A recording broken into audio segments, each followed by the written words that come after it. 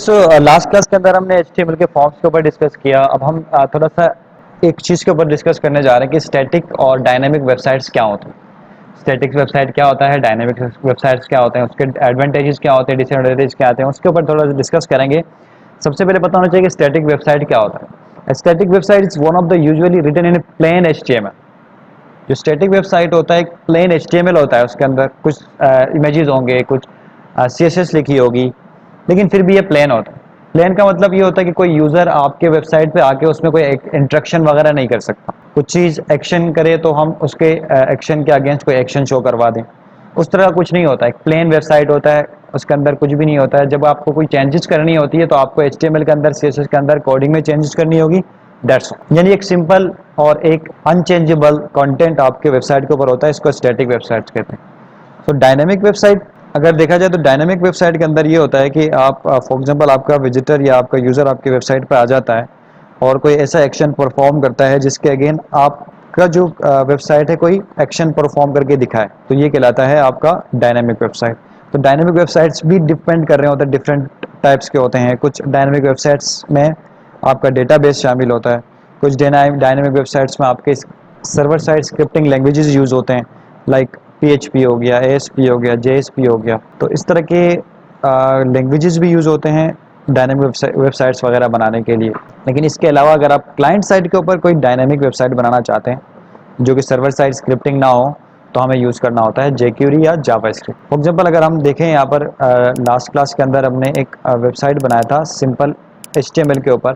तो ये एक HTML के ऊपर हमने एक वेबसाइट बनाया था, तो ये क्या है, एक स्टैटिक वेबसाइट है, इसमें कोई चेंजेस नहीं। इसके बाद अक्सर आप daraz.com.pk या ओपन करेंगे तो यहाँ पर आपको बहुत सारे चीज़ें नज़र आएंगी। फॉर एग्जांपल यहाँ पर किसी बटन पे, किसी इमेज पे मैं कुछ क्लिक करता हूँ तो उसके क्लिक के एक्शन के ऊपर मुझे कुछ ना कुछ शो होगा। यानी वो यहाँ पर, क्योंकि इनका तो हेवी एप्लीकेशन है, तो ये वेबसाइट से कंटेंट लेकर आता है और आपको यहाँ पर शो करवा देता है। हमारा जो वेबसाइट था उसके अंदर ऐसा कुछ भी नहीं, सही।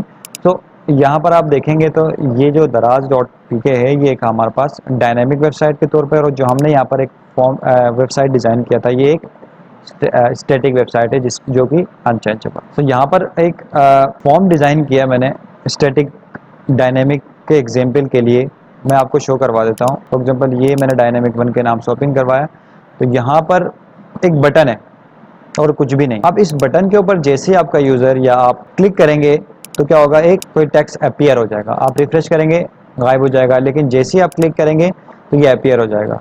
इसका मतलब ये है कि आपने इसके ऊपर कोई स्क्रिप्टिंग लैंग्वेज या कोई लैंग्वेज यूज़ की है जिसकी वजह से ये शो हो रहा है, हाइड हो रहा है। तो ये चीज़ कहलाता है डायनामिक।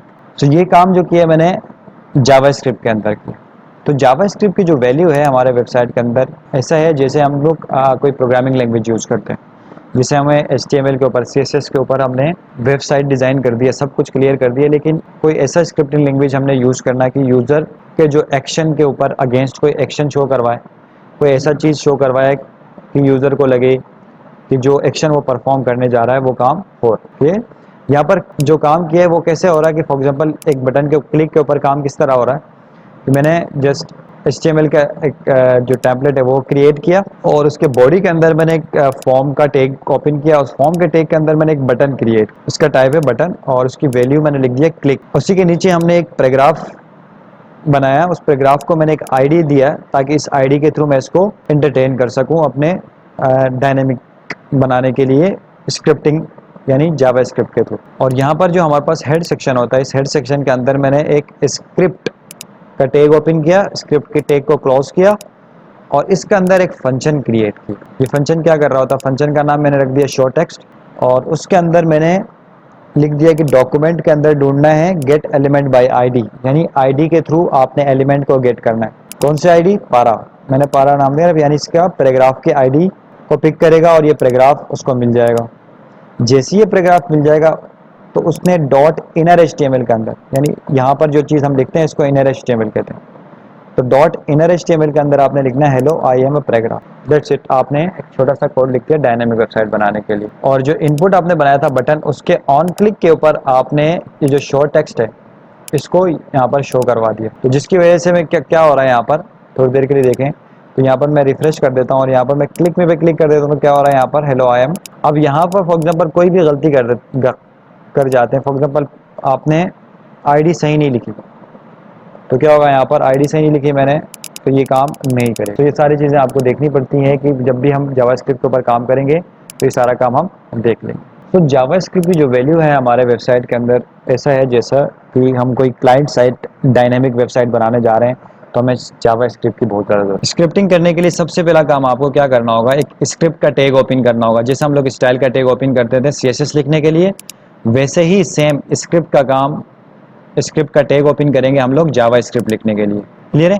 स्क्रिप्ट का टैग ओपन किया और स्क्रिप्ट के टैग को मैंने क्लोज कर दिया यहाँ पर, और इस बिल्कुल स्क्रिप्ट के टैग के अंदर हमने स्क्रिप्टिंग लिखनी होती है। इस स्क्रिप्ट के टैग के अंदर हमें डिफरेंट स्क्रिप्टिंग जो जावा स्क्रिप्ट की होती है वो सारी चीज़ें हम इस स्क्रिप्ट के टैग के अंदर ही लिखना होगा।